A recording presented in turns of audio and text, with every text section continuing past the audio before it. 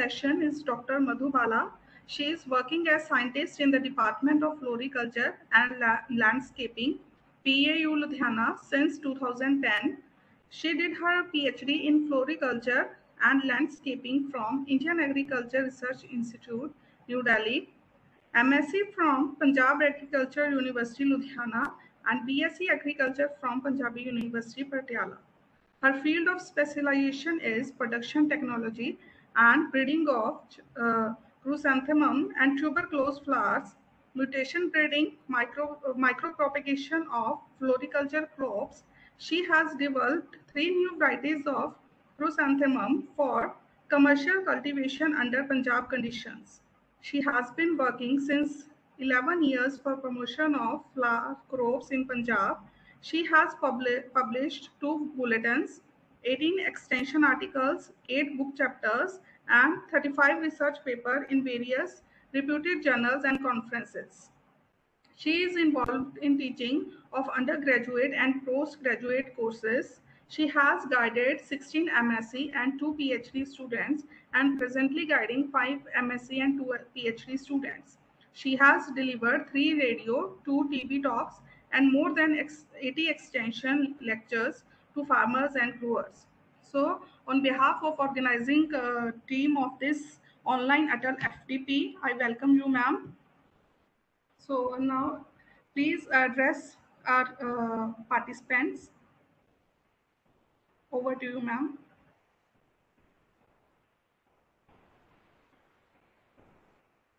So thank you very much, ma'am, for introduction. So I'll start my lecture. The topic is on precision farming and emerging approach for sustainable agriculture. Slides are moving. Yes, ma'am. Okay. So first, what is precision farming? If we talk about the precision farming, then it may be the precise use of fertilizer, maybe water or pesticide at a right stage or at a right place. So what is the requirement? Why we have to keep these things in mind? Reason being because nowadays agriculture is facing mainly 2 challenges. First may be high productivity. We have to produce more to feed the increasing population, or second might be we have to reduce the environment degradation. If we talk about the environment degradation, you can see the even we are replacing the area or the forest with the so many buildings also, even the flat system also. Moreover, our water is deteriorating, soil is deteriorating. So we have to keep these points in mind, or we have to move toward the precision farming. Actually, I am from agriculture field, so I'll discuss the main topic on related to agriculture only. So I'll try my best to discuss it in a very simple language so that all can understand.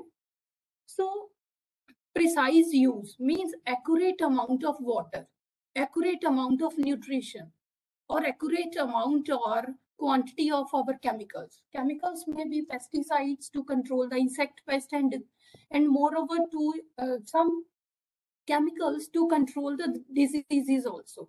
So these points we have to keep in mind. So if we are managing these inputs in a precise form, then what will happen? It will result into increased yield. Yield may be the output. Whenever we are growing any crop, our major emphasis, our major motive is to get the maximum output, maximum yield. Along with that, the quality is again important. If your product is of good quality, then obviously we will get the more profit in the market.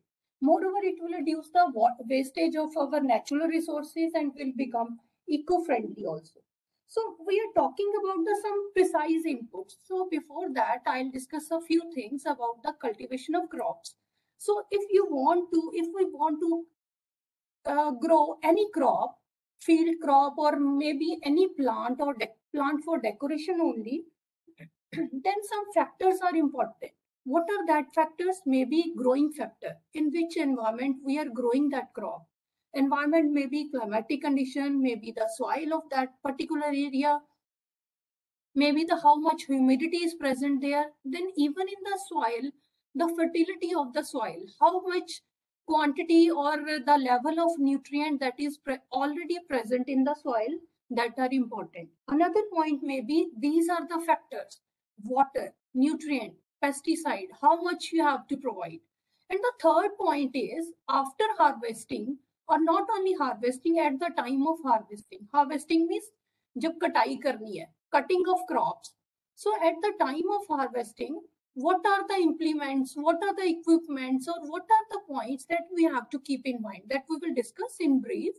So this is the overall management. Can't say precision farming or agriculture is a technology. We can't say it's only a technology. It's a combination of technology along with the overall system management.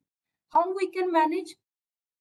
Because it's very responsive to spatial variability. Spatial variability means sometimes the things that differ from location to location. Location means, for example, somewhere, maybe in particular area, the soil fertility is more. But on the other side, sometimes at another location, fertility may vary. So it's not possible to grow a single crop or the same crop at both locations. So accordingly, we have to test the variability of soil, climate, and other conditions also. So these are the major points. Then another maybe what is the requirement? Why we have to move towards a precision farming? As already we have discussed that because of increasing population, we have to increase the productivity also, food grains also, just to feed the population also. Another thing is we have to save our natural resources, water, soil, environment.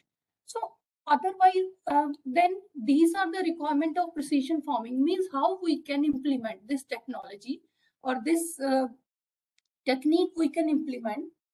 It maybe because we should be having some preliminary data.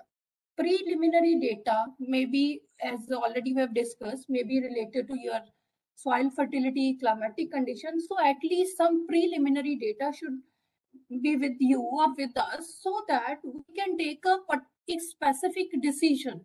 On the basis of that decision, we can implement that decision to grow a particular crop. Means we can decide that our area or our location is suitable for that particular area, particular crop. So on the basis of that, we can decide.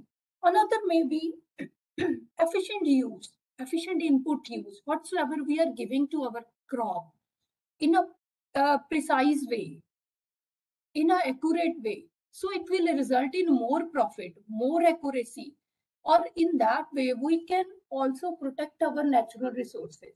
Then again, what will be the benefits? Benefits, we are discussing that it will save our natural resources also. Another maybe it will improve the product quality, yield, moreover.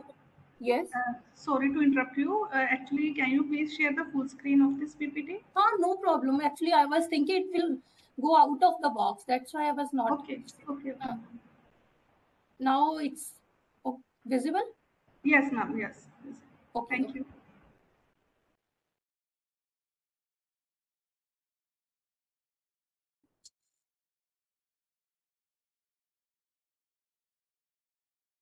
Yes. So we were discussing about the benefits. So obviously yield will be more, quality will be better, and farmer will get the, not only the farmer, even the other growers also, they will get the good profit. So moreover, it will reduce the cost of cultivation. How it will reduce? Otherwise, what the growers or the farmers they are doing, not only, I'm not talking about the all farmers, maybe a few that are just applying the fertilizer, pesticide, just without any following any recommendation by the PAU or even by the other scientists, or simply they are giving, if the crop is yellow in color, any crop, then they are just applying the urea, just so that maybe due to a deficiency of nitrogen, we have to apply the urea, but this is not right. If we are following the proper, precise or accurate quantity of any nutrition, then our crop will be of good quality. Moreover, it will reduce the cost of cultivation. How it will reduce? So once in one slide, I have written one research trial. So we will discuss later on. Then quality will be improved. On the basis of that quality, we can decide which crop is suitable for that particular area. It will save our natural resources, water degradation will be less, moreover soil degradation will be less. And the overall product or our technique will be eco-friendly or farmer-friendly, moreover environment friendly, we can say. Then what is the technology? We are discussing, but how we can implement this technology? That can be implemented with the help of engineers. So engineering is not my field, but then also I'll try my best to incorporate my talk with some little bit sensors or with some maps. So how we can implement this technology? Through mapping of that particular location, through sensors. So main three terms are there. One is GPS, Global Positioning System, where we can survey the resources whatsoever with the traditional or some remote sensing techniques. We can collect the information related to the slope. What is slope? Slope may be undulating land. Undulating means up and down land that is not properly leveled. So in that way, so another maybe topography may be the physical condition of that land or that particular area or surface. Through GPS system, we can, the system is developed to determine the accurate geographically location. Means it will give the details of that particular location. That will also help the farmers to identify the specific location very accurately, to collect the soil samples, from where they can collect the sample for soil testing. Moreover, it will also help them to monitor the crop, means their crop is at what stage. It's at vegetative stage. Vegetative, again, I'll tell you in the simple thing. Vegetative means when your plant that is having only branches are there and leaves are there, that is known as vegetative growth phase. Whenever new flowers or maybe grains are formed on the plant, that is the reproductive phase. So during vegetative phase, the farmer, they can judge, means your crop or his or her crop is at what stage, it's in good condition or not. So in that way, accurately positioning of the or the mapping of that particular area where the insect, pest or disease attack is more. So they can judge the weed infestation in the field. Now, what is weed infestation? Actually, in general, every crop is that we are planting in the field, but some plants or that are unwanted. Unwanted means that are not required or not planted by us or the farmers. Sometimes seeds are mixed in the, maybe in the crop seed, or sometime the seeds or the seeds that are present within the field. Whenever we are growing one crop, then after harvesting, sometime weed seeds that are left in the field also. So next season again for next crop they will grow, so that are known as the weeds, unwanted plant. So we have to use some sort of weedicide chemicals to control that weeds. But how we can control? If we are having information or we can judge where the weed infestation is more, so on the basis of that only we can judge. So another one may be geographical information system. These are actually interrelated or correlated. So again, accuracy will be more. So it's a computer-based system which will store the data and display the data related to our location and earth or maybe surface. Means the data that is already stored in the computer system. So according to the your sensors or your our equipments that we have installed in the field, accordingly the data that is stored in the system, so it will work according to that stored data. Third may be remote sensing, again to identify the crop. How again, maybe crop height, maybe the stage of the crop, how much area is there, where is the again disease, pest incidence. Moreover, water stress condition, water stress, nutritional stress conditions.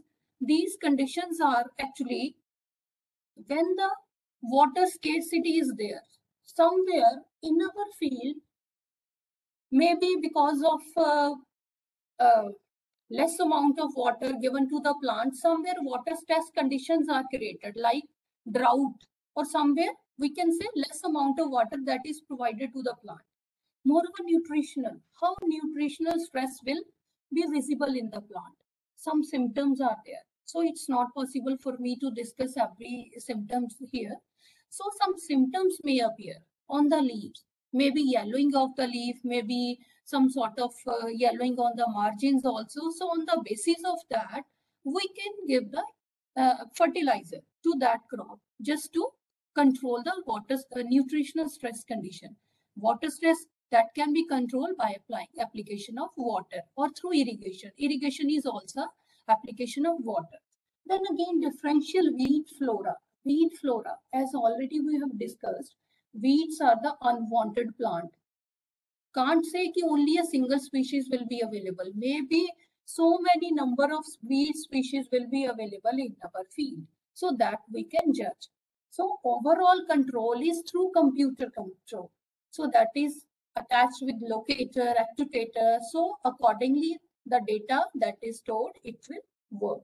So on the basis of that, we can decide what we have to do, what we want to do. On that basis, we can apply the irrigation. Irrigation means water. We can apply, we can give the nutrition, maybe in the form of nitrogen, potash, and phosphorus. So in that way, we can provide the, we can give the according to the requirement of our crop.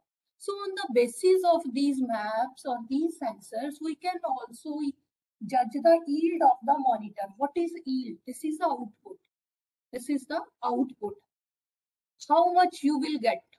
Whenever you will harvest your crop, you will cut your crop, then how much you are getting means the weight of grains. So that can be only monitored on the basis of your crop health. If your crop health is very good from the initial stage to final, then its yield will be more. Moreover, the quality will be good. So these are the points that already we have discussed according to the crop health, then soil structure, and moreover, one more thing, that is microclimatic data.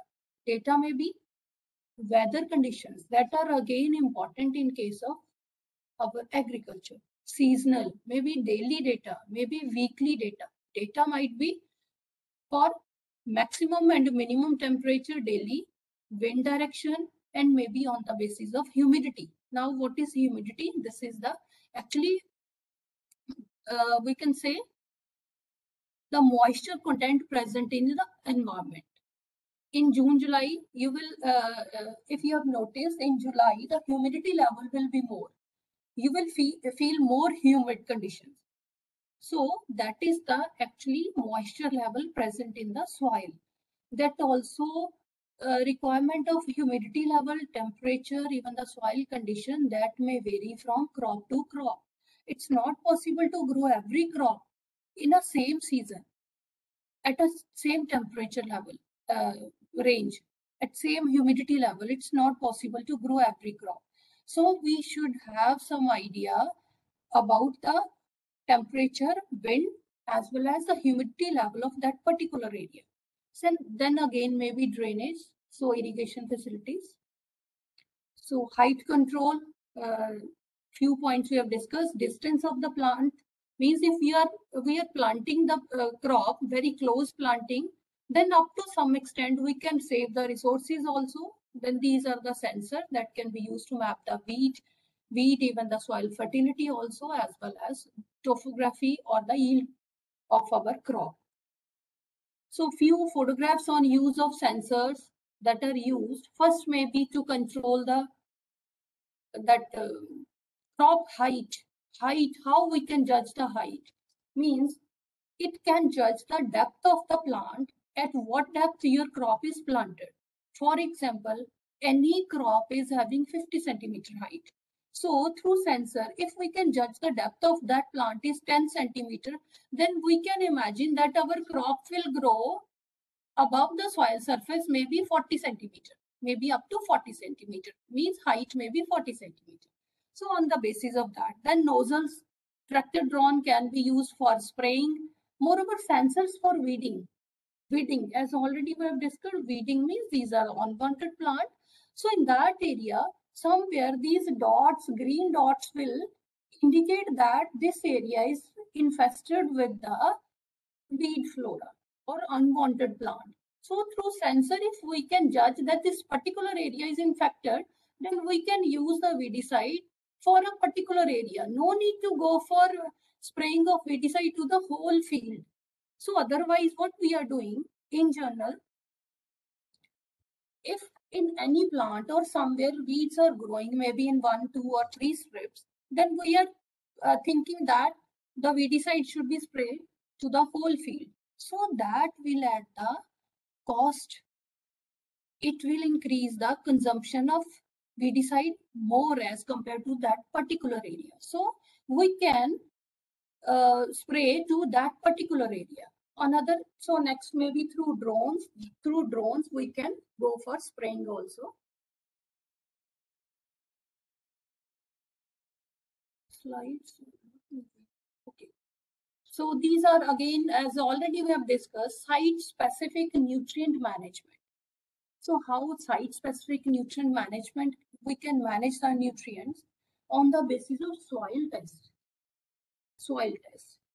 Not just like that weedicide, it's not required to apply the nutrient to the complete crop, to the whole crop.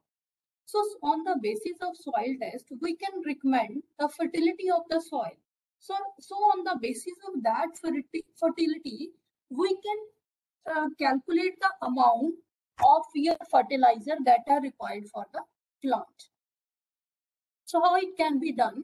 The farmers or the growers, they can take the sample randomly from the 3 or 5 positions of their field, and they can send it to the labs for soil testing. Then on the basis of soil testing, then in testing, they will tell what is the pH of the soil, how much salt concentration is there, then presence of NPK and other organic matter, nitrogen, phosphorus, and potash. These are the elements, major elements that are required for the growth of the plant. Then organic matter means whenever the leaves are falling from the tree, so after few time the decomposition may be occur, so that decomposition will add the organic material to the soil. It will increase the fertility of the soil. Soil will be more fertile. So on the basis of soil testing, we can judge the accurate amount of fertilizer that can be applied to the soil rather than following the recommended dose. For example, recommended dose of any crop is 50 kg per acre. But if we have tested our soil for a particular crop where the requirement is 50 kg, then if our soil is already fertile, then what is the use or why to apply the 50 kg again? If the requirement is to add 30 kg per acre area, then why to waste the 20 kg more? So in that way, we can test. So on the basis of, so what will be advantage means what will be the benefit? So it will increase the input efficiency, reduce the nutrition also, per unit area production will be more, or it will reduce the cost of production. And obviously or ultimately, finally our soil health will be improved. The next point is energy conservation. So what is energy conservation? How we can conserve the energy? That can be conserved through mechanization. So mechanization is actually use of these machines. These machines we can use for starting from the sowing of crop up to harvesting, and moreover sending to the market also. So how it will work? For example, at the time of planting, if you want to plant a very bigger area, then it's not possible because of labor shortage. It's not possible to plant within a shorter period of time. So in that way, we can go for some machines that will save the labor also. It will reduce the drudgery also, means extra our burden also. It will reduce moreover the accurate amount of seed and fertilizer. We can provide the accurate amount of seed, fertilizer, and another inputs at proper depth and at proper spacing. if that machines for planting that are fixed at a, or that are flexible, or we can fix at a particular space for planting of any crop, then at proper depth, so we can plant that crop with good establishment. The next point may be, so our crop is already planted. We are giving the proper nutrition, we are giving the proper watering, even weed, insect, disease management is proper. The next point is harvesting, cutting of the crop. So for cutting also, combines are used, wheat, rice, some other implements are there. Potato digger is there. So other implements that can be used to save the energy also, as well as labor time also. So another point, these are the some machines, happy seeder, multi-crop planter, zero till drill, these are the names.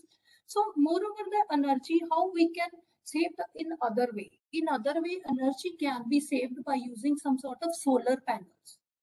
Through solar panels or through solar system, energy can be saved, or that panels we can use to produce electricity from through the sunlight. So how that electricity can be used? So it will save moreover the electricity bill, it reduce the cost of production also. In our farm area, we are having some lights also, some sort of sensors, irrigation facilities. So each and everything we can operate with the solar system. So in that way, it will even conserve the energy also. So, okay, one more point, harvesting. After harvesting, whatsoever produces with you, for example, you are having wheat and rice. Wheat and rice. So after harvesting, what is the next step? Drying of that grains. We have to dry that grain up to a particular moisture level. Up to a particular moisture level present in that your product. So afterward, we are sending our product to the market. So how to dry that product? Through solar dryers, some sort of panels that will operate, or the dryers that we can use to dry our product even after harvesting also. So it will also save the energy. So next point may be water resource management. How we can save water, because we are talking about the degradation of our natural resources. So how these natural resources we can manage? So we can manage these resources through these laser leveling, irrigation scheduling, furrow irrigation, drip irrigation, sprinkler, rooftop rainwater harvesting, and mulching. So why this water resource management is required? Because otherwise, what we are doing, we are just irrigating our field in the form of flood irrigation. Simply, the tube wells that are switched on and the water is going through the pipe to the fields. So that is a common or traditional method of irrigation. So that's why our water table is going down, because of more wastage of water. Some crops that require more water and some crops that require less quantity of water. But we are giving them in the form of flood irrigation. Not all, but some of us are doing. So how we can save water? We can save the water through by using laser land leveler. It will save the water. How it will work? So it will ensure the optimum water and nutrient use efficiency with leveling of the soil. It will level the soils wherever undulating soil is there, up and down soil is there. Through laser leveler, we can use that just to level the soil. So whenever our soil is level, it means it will ensure the uniform moisture content, and it will increase the nutrient as well as water use efficiency. That will result in better crop establishment, more yield, as well as it will also save our natural resources. So we can use this laser land leveler where we are planting some high value crops. High value crops means vegetable that are more important than any can't say not more important than wheat and rice, that are equally important to wheat and rice. So equally we can give the uniform moisture of water to the plant. See, some methods of irrigation are furrow irrigation. Means, what is the requirement of this furrow irrigation? Why we are moving towards furrow irrigation? Whenever we are planting our crops on ridges, so these are the ridges, center portion, these are the ridges. When we are planting our crops on the ridges, so it's not possible to irrigate the field simply by leaving the water. So we have to prepare some furrows in between the two ridges. So in that way, it will absorb the ridge will absorb the water. It will move towards the your plant. So in that way, so furrow irrigation actually these are the small, or we can say these are very small or parallel water channels that are used to irrigate the crop. Yes, this is again very important. From water management point of view, drip irrigation. What is this drip irrigation? Drip irrigation or sprinkler. In general, if we are irrigating our pots or the plants at home also, we are using some sort of sprinklers also.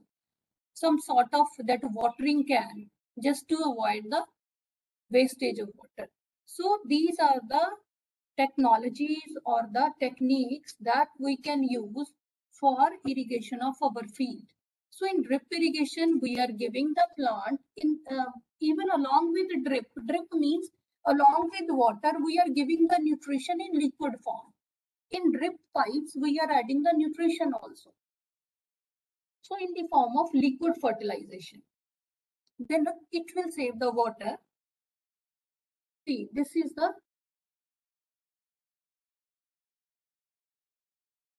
drip, actual drip.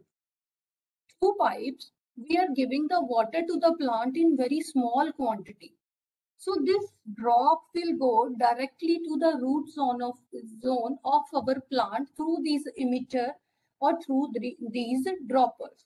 So it will go deep to the point. Then what are the advantages or the positive points? So low evaporation loss when used.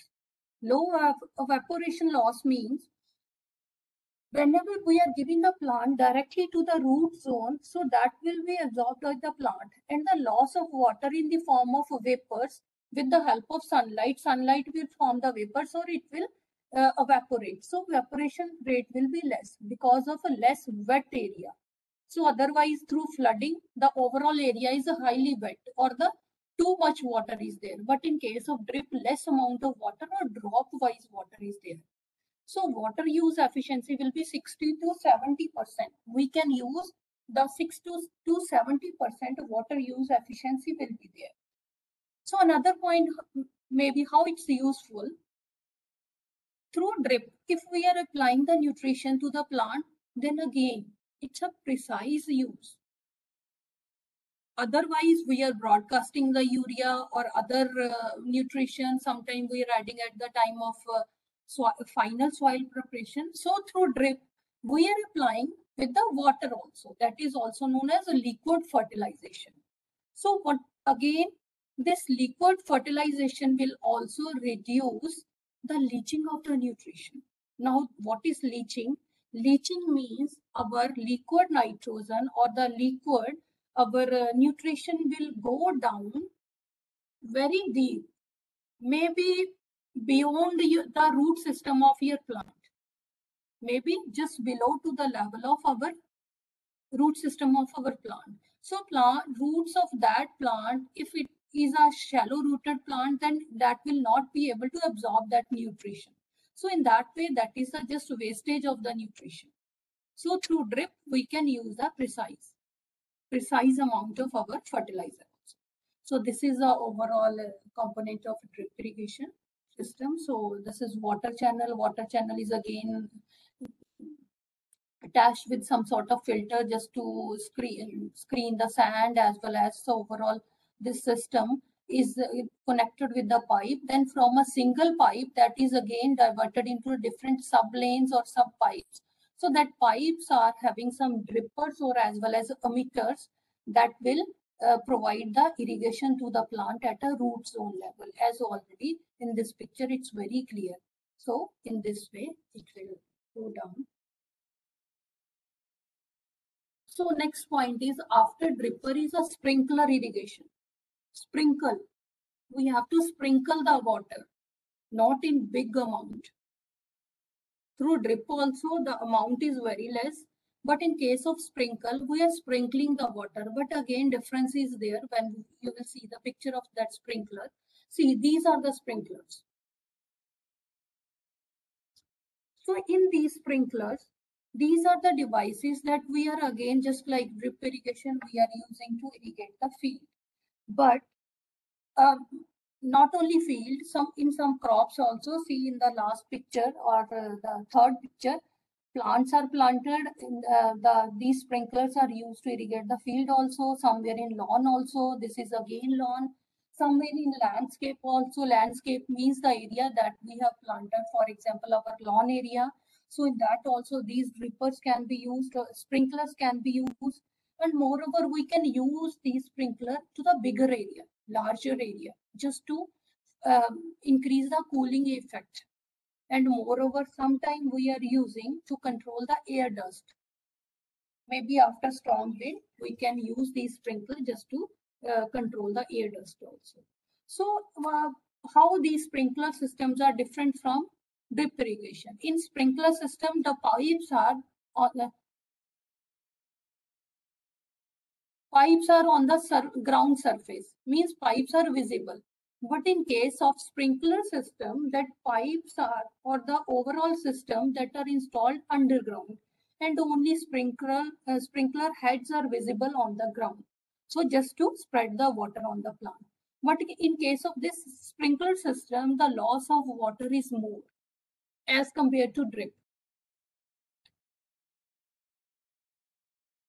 So these are some photographs. Furrow irrigation, then sprinkler. So this is drip irrigation. Drip pipes are used. So maybe then general dike. Dike is a division. This is the ridge sort of. So if we are preparing like this flat, then water will stand here. It will cause stagnation of water will cause the problem to the plant. So in that way, we can prepare the dike of recommended height, and in that way, the water will move towards the both sides. Then another is mulching. So mulching, in case of brinjal, that mulching is a sheet. This is actually a sheet that we are using. So next I'll discuss on mulching also. So again, how to preserve the water through hydroponic system. But it's not possible in wheat, rice, or in other crops when we have to grow for bulk, in large quantity. It's not possible. So for specific or for high value crops only, we have to use these hydroponic system for high value crops. So in hydroponic system, what we are doing, these are the different types of or this system types. Big, then water culture. So these are the different types of this basic hydroponic structure, in which we are planting the plants in liquid medium without using any soil or any substrate or any media. So we are planting that crop in the liquid medium. So in liquid medium, the plants are growing, and in the picture it's very clear that roots will grow like this. It will hang downward from the plant, and the roots system will be very strong. So this is again study that was done at PAU. In chrysanthemum, it's actually a flowering crop where this hydroponic system was used just to check the accurate amount of fertilizer, how much is the requirement of the plant. So yes, mulching. So mulching, what is mulching? It's a covering of that soil. We have to cover the soil with mulching sheets or plastic mulching sheets of 50, maybe 100 or 200 micron. That's very thin, or micron we can say. So we are using that sheets to cover the soil. So again, when we are preparing or when we are planting that crop on raised bed means maybe 10 to 15 centimeter raised from the normal surface. So that beds or the ridges we are covering with these mulching material. So mulching may be in the form of our plastic mulch, or maybe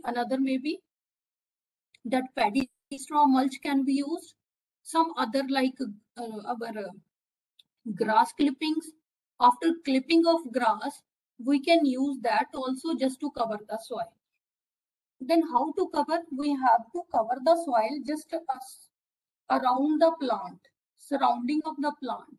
Wherever after planting the area that is free, you have to spread the mulch, you have to spread the paddy straw or any mulch to cover that open area.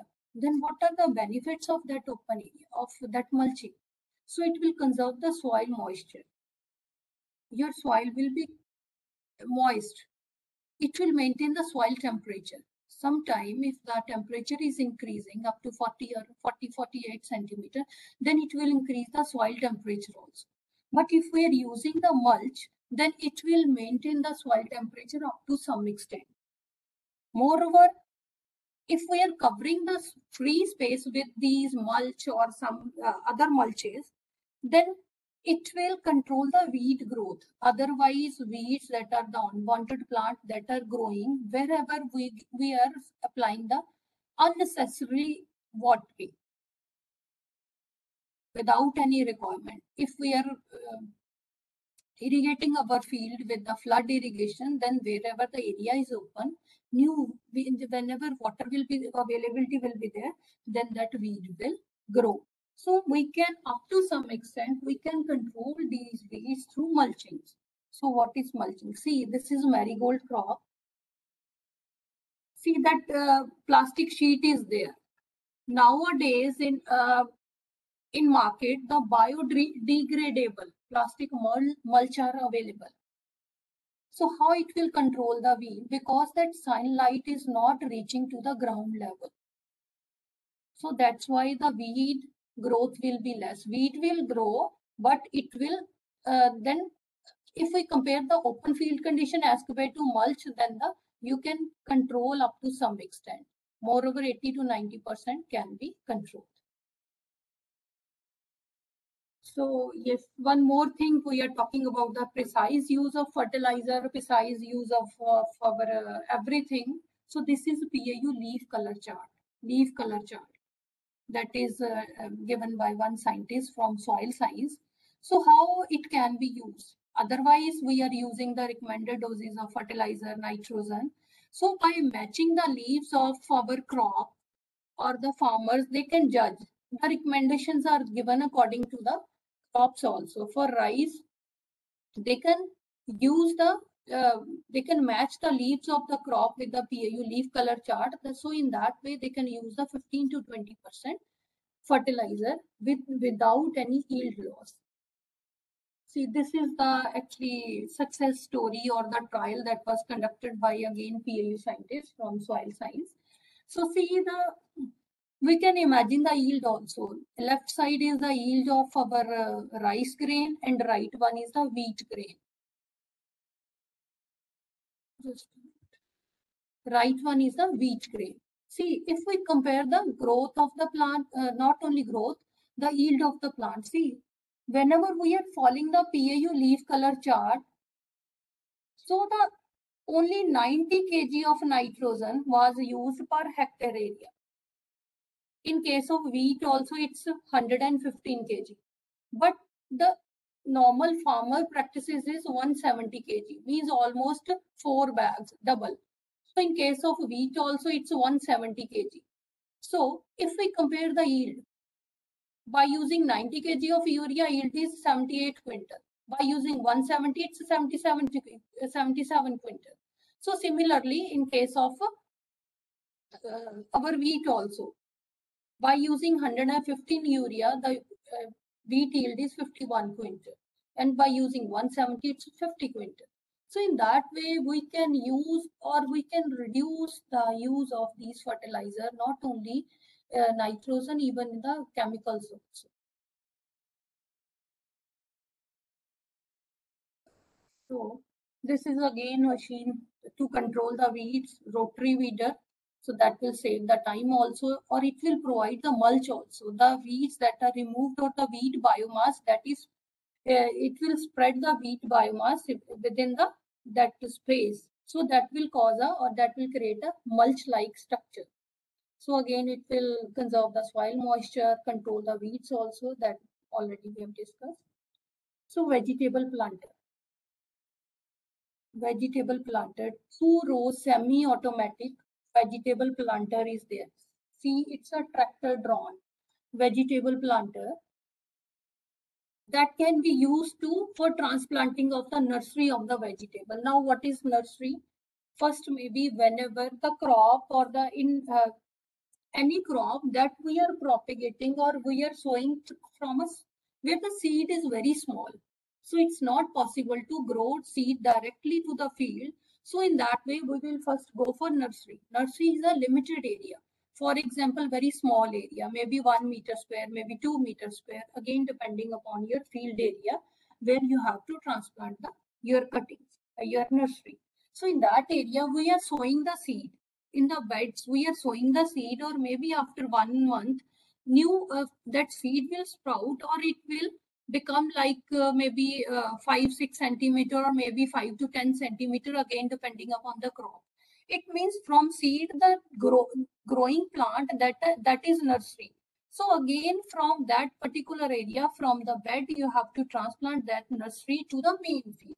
Then that can be transplanted by this 2-row semi-automated vegetable planter. So it will plant the nursery within a shorter period of time. So yes, again, burning issue, residue burning. Residue burning, we can say even the paddy straw also, wheat straw also. So what are the negative effects of this residue burning?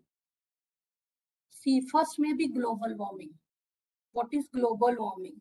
Means day by day, if you will compare the temperature or the climatic condition, current climatic condition, if we will compare with the climatic condition maybe 10 or 20 years back, can't say 10, 20, maybe 10 years back, too much difference is there in the temperature.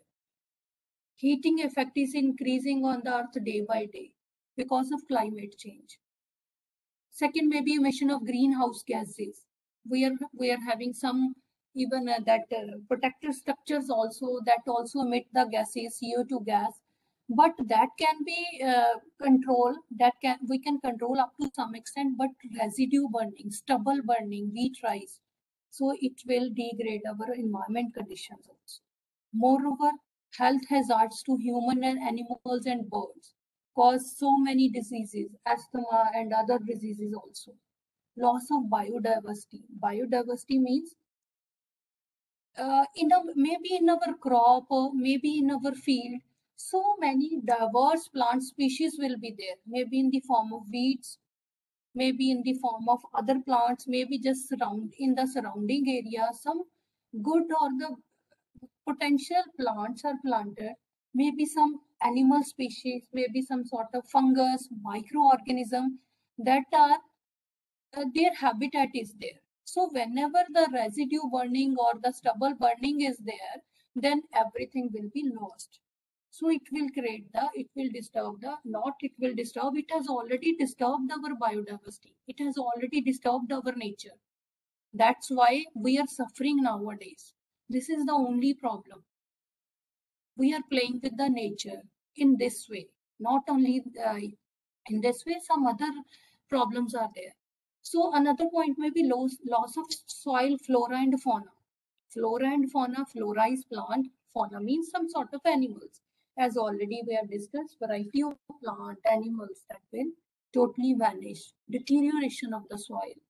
At the time of stubble burning, whatsoever nutrient that are present in the soil, sometime the soil may be more fertile. So whatsoever we are doing everything will be deteriorate.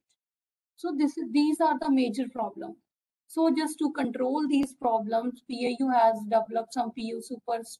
These are some machines just to cut and chop that paddy straw, then spread them into the weed also, field only, PAU cutter and spreaders.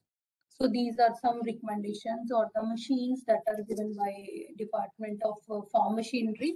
So 16 total, 15 or 16, some others are also there. Next one is high-tech cultivation. High-tech cultivation.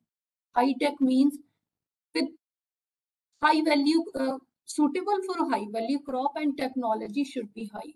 Then what are high tech cultivation? How it can be implemented? So we can grow only the high value crops. High value crop means where the per unit area production is more, as well as its price is more in the market, and moreover demand also. Depending upon the demand, we can grow any crop.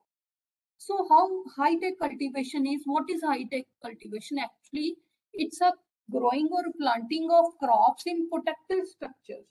Protected structure may be our greenhouse, may be our polyhouse, may be our shade net. Shade net, sometimes we are planting some crops under shade net. Just green color shade net is there of 50% shade, of 75% shade, or 90% shade. So accordingly, we can use these shade net just to reduce the light intensity, or we can save the plants from direct sunlight. Polyhouse and greenhouse, these are the well developed or established structure having so many other systems also, fan and pad system, cooling system. So that will create the ideal microclimate. So that we will discuss in next slide. So yield will be more, labor will be minimum, and throughout the year we can get the crop. See, this is the Gerbera crop, flower crop, Gerbera. Because my field is actually floriculture, so I'll discuss a few crops that are high value crops. So this is Gerbera. So how this crop can be planted? This crop we are planting through the tissue culture plant. So what is tissue culture? That again I'll discuss in the next slide. So through tissue culture, we are propagating the plant, and the farmers, they are growing in the tunnel. See, the tunnels or the space is there just for the proper drainage. So can water stagnation should not be there. So otherwise, if moisture content is more, then the rotting of the plant or the diseases, more chances of diseases will be there. So just to control the disease, we have to use some chemicals also that will add the cost of production. So see, under protected structure, the polyhouse is there. So plants are planted. These are high value crops, so that are planted. Then again, see at the top of this structure, that silver color net is there. That is used actually to reduce or increase the light intensity or reduce the heat also.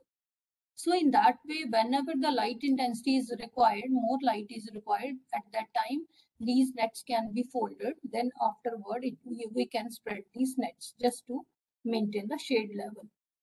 Moreover, fan pad system will be there. So this is another crop, lilium, the flowers that are used for bouquet making. So in the decoration also having commercial significance. See, the foggers are there. What are these fogger? These are pipes having some nozzle. So water is intermittent watering. Water is coming in drop by drop. So it will make the microclimate or the moisture content in the your polyhouse or the structure.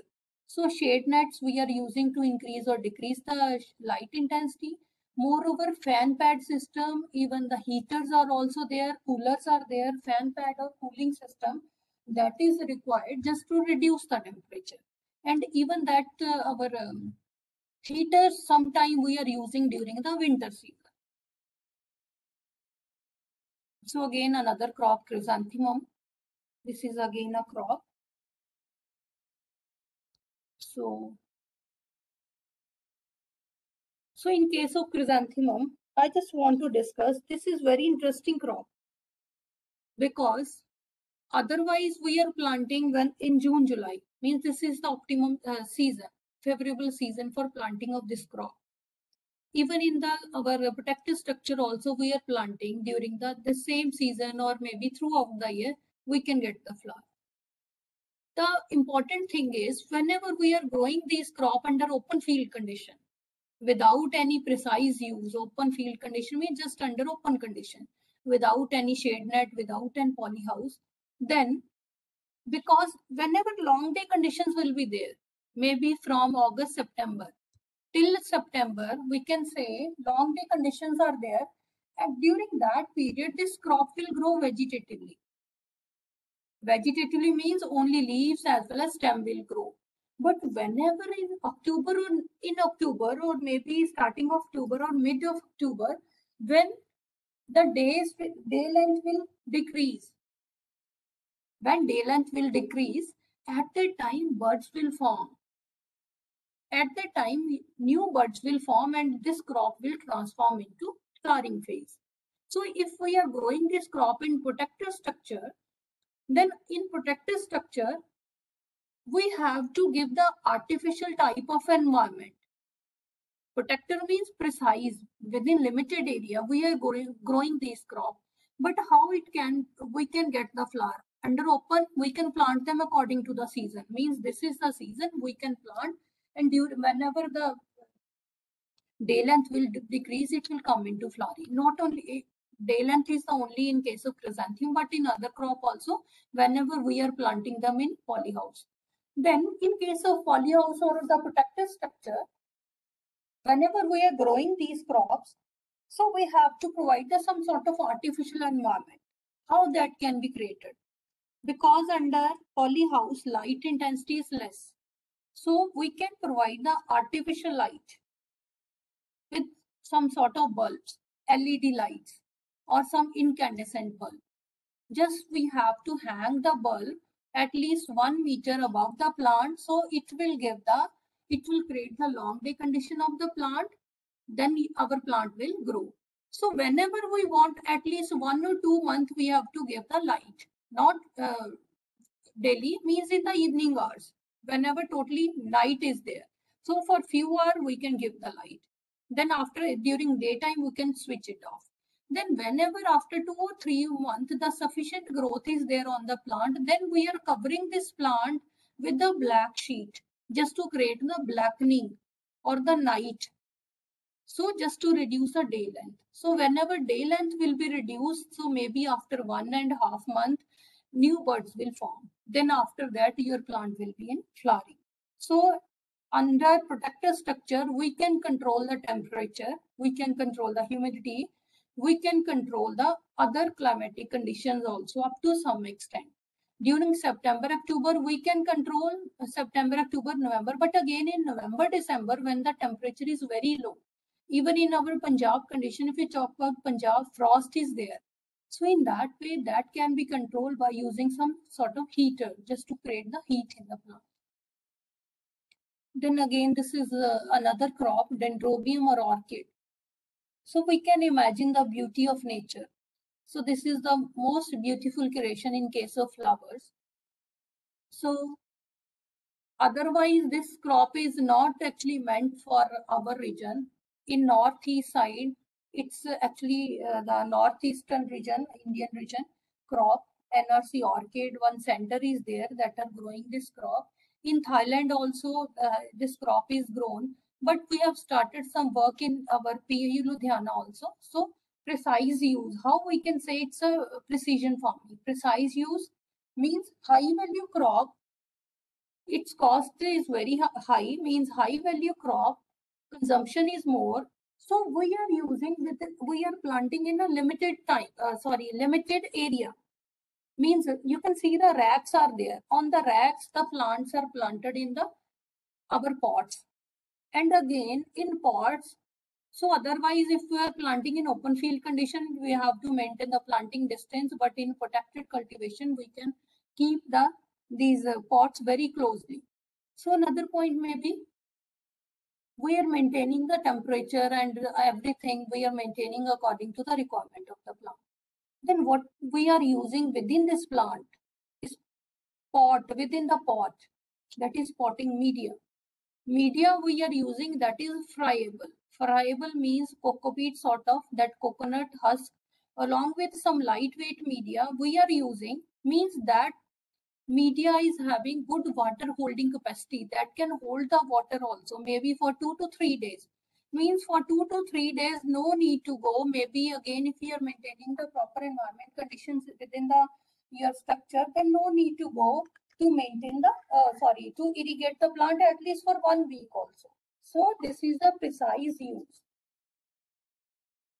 Yes, this is micropropagation. Earlier that term was used. What is micropropagation? Micro means very micro, small part. Whenever we are using very small plant part to multiply million number of plants. So how that million number of plants, why this micropropagation is required? Actually, it's a totally controlled condition. Lab where we are controlling the overall bacteria, everything is controlled. So in that lab, if you are having, for example, you are having only one plant. From a single plant, it's not possible to multiply million number of plants. Or for example, you are having only one branch. So that branch you can use through tissue culture. So this is again precise use, means within limited area we are using from a single even tissue of your crop, you can plant them. See, this is the first stage. For example, only a stem you have used, so it will sprout like this. In second stage, the new growth will be, then okay. First, I'll just want to tell you what is this white color. This is media. MS media. It's a powdered form media that we are sterilizing in the microwave or in different instruments are there in case of micropropagation. So in that equipments, we are sterilizing this media. So this is a semi-solid sort of media, not a liquid, solid or semi-solid media. So that media, we after sterilization under lab condition in laminar air flow, so many terms are there in case of micropropagation. So under controlled condition, we are planting our crops in this media. See, from only single stem we have used, plant will sprout like this. Then after maybe 15 or 20 days, or maybe after 1 month, what we have to do under controlled condition, we have to cut this plant part. Within lab, in laminar airflow, where UV light will be on, before working, you have to switch it on UV light just to control the bacteria or any. So you have to cut the plant part. Then afterward, again, we are transplanting into the pick vessel. So maybe after 10, 20, 50 days, it will grow like this. It will grow like a clump. Then again, maybe after 1 month, you have to separate this clump and you have to plant this clump into separated form into different flowers. Maybe 10 branches are there. From a single stem, you can prepare the 10 plants. So 10 plant whenever you will shift to the your flowers. So from a single, you have prepared the 10 plants. Then afterward, you have to shift the media for rooting. See, this is the internal picture of our micropropagation. Then whenever our plants are rooted plants we are having, then after that we are transferring into the potting media. Again under controlled condition. Means in lab, we are shifting them into these jam bottles or other bottles. Then that lid or the covering, that is loosen slowly and slowly, maybe after 10 to 15 days. Then afterward, you can open it like this. So whenever our plants are totally established, then after the word, we can shift into the field. So this is micropropagation. Again, one study, the study that was done at IRI New Delhi. So one of my seniors, she has done this study in Gerbera. जो first crop हमने सबसे first white color flower देखा, so that is Gerbera. So see the propagation from a single or the capitulum or the central portion of the flower. We can multiply million number of plants. So again in PAU, sugarcane, banana and mentha, we are propagating. So I just want to tell you what is the need of this propagation and this micropropagation. Micropropagation is actually required.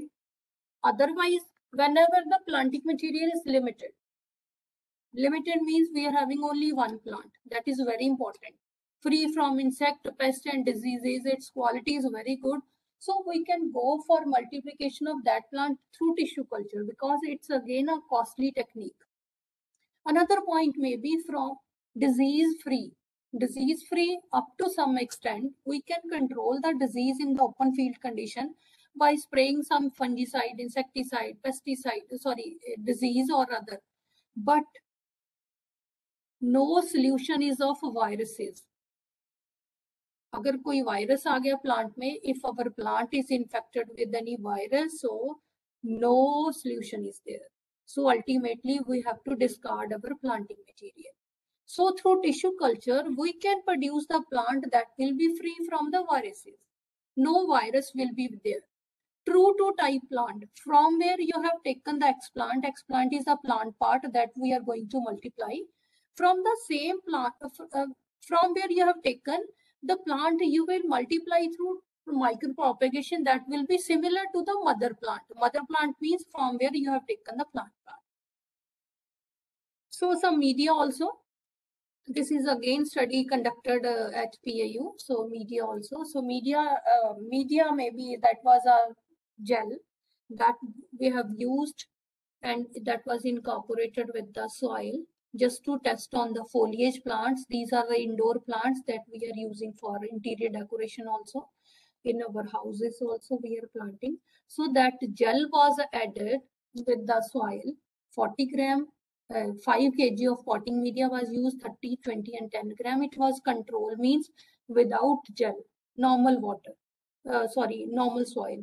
So after that, what we have observed that the gel, some sort of gel that can be used, this gel has good water holding capacity.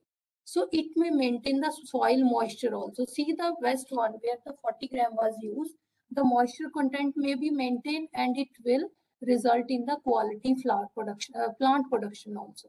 So moreover, water requirement is less as compared to control plant. So we were talking about the high value. So high value, these are the some success stories. See, Florence Flora is a company that are producing the tissue culture plant and they are selling to the farmers also. That Gerbera, even the variety, all crops that we have discussed now, that are all, most of the crops are propagated through tissue culture, like then other crops are rose, Germera. So through tissue culture, tissue culture is a propagation method to get the good quality planting material. Then again under protective structure, along with the drip irrigation, see the drips are also there.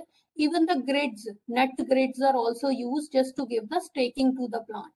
Otherwise, we have to stake the plant with a single stick. Individual plant needs some sort of staking just to avoid the lodging. Lodging means the falling of the plant. So if we are using these grids, then whenever you want, according to the height of the plant, we can raise the grid and it will give the support to the plant. So again, success story. This is again an engineer, Gurpreet Singh Shergill from village Munjal Khurd, Ludhiana. So actually, basically, he's I think BTech in mechanical or engineering. So now he's having near about 36-acre land where he's planting different flower crops. Even I just want to add here something. Because of this corona period, the farmers that are growing flowers that are facing problem because of no Paris function and other so many problems they are facing. But then also up to some extent we can control these problems, like this Mr. Gurpreet Singh Shergill he is doing. He's growing so many crops. So see, he himself had designed a gladiolus bulb grader. Gladiolus is a flower that this lady is holding. This is the gladiolus flower that are planted with a bulb. Just like an onion, the planting material is bulb in case of gladiolus. Again, grading is required. It's not, whenever we are grading, or grading means we have to grade them or we have to categorize them on the basis of size. For example, the good side is maybe 2 to 3 or 3 to 4 centimeter bulb is of good quality. It will give flower, maybe less than, maybe flowering will be there or not. Then he has developed his own bulb grader. Otherwise, through labor, it's very tedious method to grade them, just to separate them, the smaller size, bigger size. So he has developed the grader also. Moreover, how he is using, following this precision farming, he is using the drip irrigation and mulching also. Water, precise use of water as well as of nutrition. So moreover, likewise, he is also having his farm, a rose farm. And what he is doing, what he is preparing from the rose, He's preparing the rose water also. He's having 1 unit, rose cultivation is there, then he's preparing the rose water from that unit. Then again, one clipping from the newspaper, the farmer, they have prepared one drone also. So these are some recommendation by the PAU. Late blight of potato is a fungal disease that is mainly caused because of fungus. So it's incidence of this disease is especially during the December month. When that humidity is near about 80 to 90%, temperature is very low, maybe 10 to 12 degree, and moreover frost is there. At that time, the farmer, they are facing problem because of this late blight of potato disease. So otherwise, we can control this disease by using some fungicides. So it's possible. But if the disease is very severe, very serious, then it's not possible to control it with 1 or 2 spraying. So whenever, so PAU has actually, it was a project sanctioned by the DST in the year 2008 to 2011. So the major objective was to develop a computer-based forecasting model, so that the weather forecasting that is uploaded on the website, and the farmer, they can get the information from that. So whenever in December, that humidity will be 90%. So before that, 90% humidity level. So before that, farmer will start spraying. At least within 1 or 2 spray, they can control the disease. But otherwise, if they are not aware about the humidity level or even the temperature also, then just on the basis of observation or visual observation, they are just spraying these chemicals. So if they are aware about the natural or weather data, so it will reduce the number of even sprays also. So these are different apps also, just to guide the farmers. PAU Kisan app is there. Some even on Facebook and on YouTube, we are having our pages. Even one more is that is farmers portal. So crop wise or department wise, it's prepared. So we can click on any that part and we can get the information related to that. So moreover, this is leaf color chart, as already we have discussed. Just it will reduce the urea use. Then again, it's again PAU page, just to guide the farmer, just to give them the proper advisory so that they can use, can't say can you precise use of not only fertilizer and even the everything. So these are actually are initiated by Director of Extension Education, PAU Ludhiana, just to make the farmer aware about what are the new varieties and what is the sowing time of that particular variety, how disease, weed, and everything can be controlled. And according to weather also, information on weather also. Moreover, what are the trainings, ongoing or upcoming trainings to the farmer, so that they can implement that trainings, that knowledge into their even plantation also. This is Skill Development Center. So that was about some of our precision farming. Then again, feasibility. How is it feasible to use this precise use of fertilizer? So it's only use if, can't say it's a technology or system, not a single piece of equipment. Everything is interconnected. Even your soil fertility, even your location area, even your sensors also, everything is interconnected. If everything is interconnected, then only your return will be positive. Again, one more thing, return will be positive if our cost of installation is more. We are at initial, because its installation will be, cost of installation will be more. So accordingly, we can say wherever it's feasible, only at that area we can use. May not return or low value crops, as already we have discussed, only high value crops where the return is very high. Only this is meant for that crops only. Then what are the other challenges? These are the challenges. Advanced knowledge. It's not possible for everyone. Otherwise, in our field also, thus even the non-skilled labor that are handling some sort of these weeding, going, they are handling. But in case of precision farming, just to handle the instruments, sophisticated equipments, it's not possible to handle that equipment by every person. So skilled person, well educated, that are required to handle. So at least he or she should have advanced knowledge about these implements, infrastructure, installment or establishment of overall structure. That is again costly. It requires very high initial costs are there. That sensors are very sensitive. So in that way, very sophisticated. So it's not possible everywhere. So these are our limitations. So moreover, not actually adoption by the actual beneficiary. What are the actual beneficiary? Beneficiary means that are having the larger land holding. Mostly farmers are having small and marginal farming. There the land holdings are very less, but they can't afford these sort of machineries. So they can't purchase. But the actual beneficiary that can purchase, they are not adopting these technology. These are some of our problems. Then overall conclusion, we can conclude that quality produce, precise use of a fertilizer, water use, even nutrition, insecticide, pesticides, we can use them in an accurate amount or in a precise use that can be used. This is the need of the hour because we are facing challenges in our production also. Our environment is degrading. So up to some extent that we can implement that is required.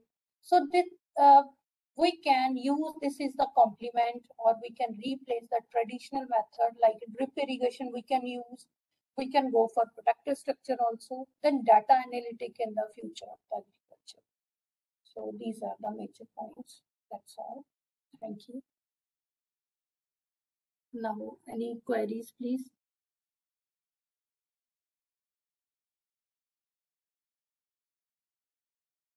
The participants has any query, then please ask.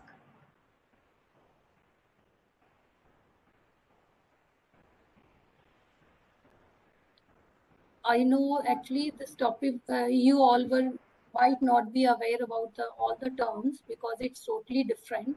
Because you are from engineering field and this is from agriculture, but then also I have tried my best to elaborate them in a very simple form, but not only related to your crop or maybe just related to your planting. You can ask if we are having anything.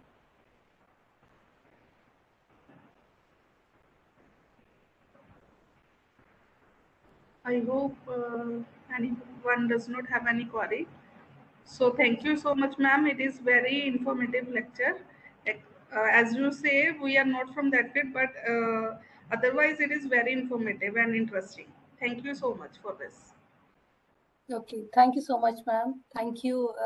I thank the organizer and the team for giving me an opportunity to deliver this lecture and to share my experience as well as some PAU technologies with you so that